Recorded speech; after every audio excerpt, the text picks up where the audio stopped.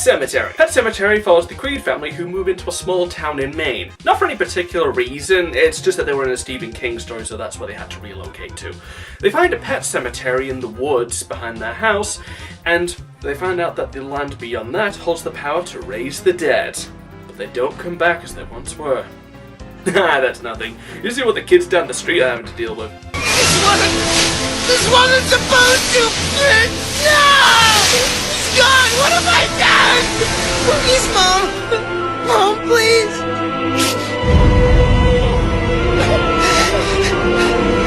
The moral is, when raise the dead, don't cheap out. Save up for a Phoenix down. It costs quite a bit of money, but in the long run, it's better than them coming back as a shambling corpse. This film deviates from the original story in a few key ways, mainly because this is the second time adapting the novel, and as a result, we have a few surprises.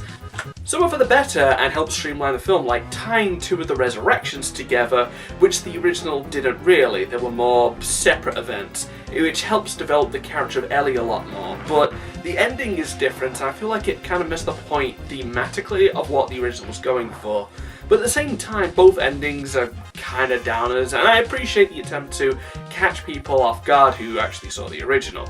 Though, the big problem I have is that when Rachel's seeing her sister, it's disconnected from the climax. Originally it was a hallucination which basically lured her into a false sense of security and allowed her to be killed.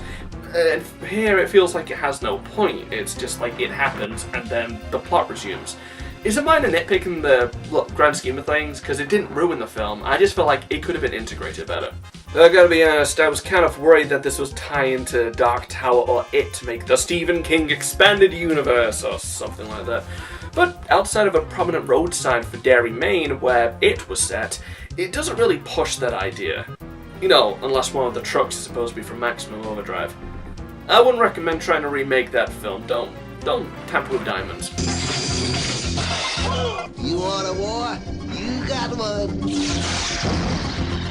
From the guy who brought you the Shawshank Redemption, everybody. Everyone in this gives a really good performance, even the kid. Huge props to G.T. Lawrence, I probably mispronouncing that, most likely, for making me empathise with her character and totally owning the last act of this film. Jason Clarke is an actor that I really like, but he doesn't always pick the best roles. Even though he's usually the best actor in them, he again really sells this character spiraling into madness through his grief.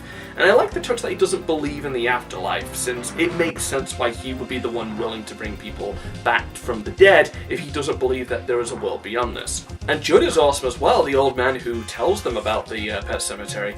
And it kind of took me for halfway through to realise that this was John Lithgow. Like, I saw his name in the credits, but I didn't put it together until halfway through, because it feels like a total departure for what I'm usually seeing him in, which is usually comedy roles.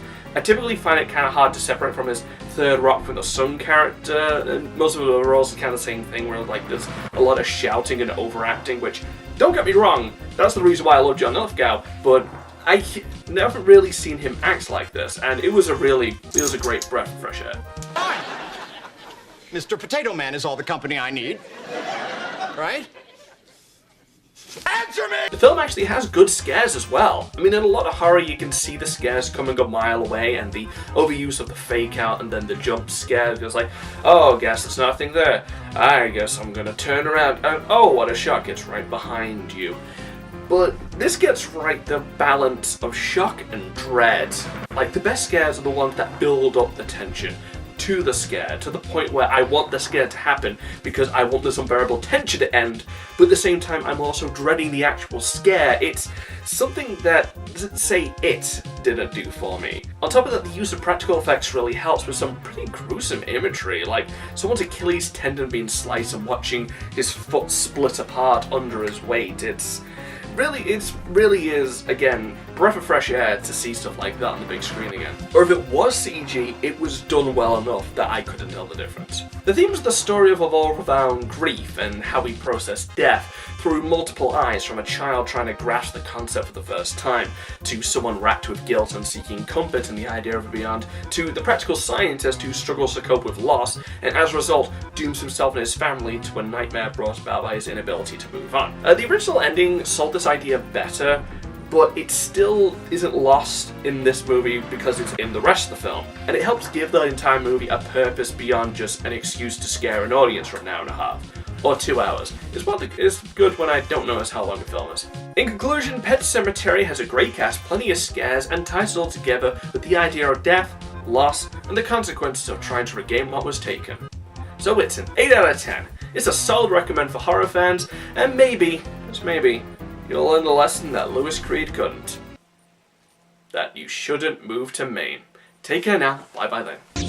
I'm gonna scare the hell out of you.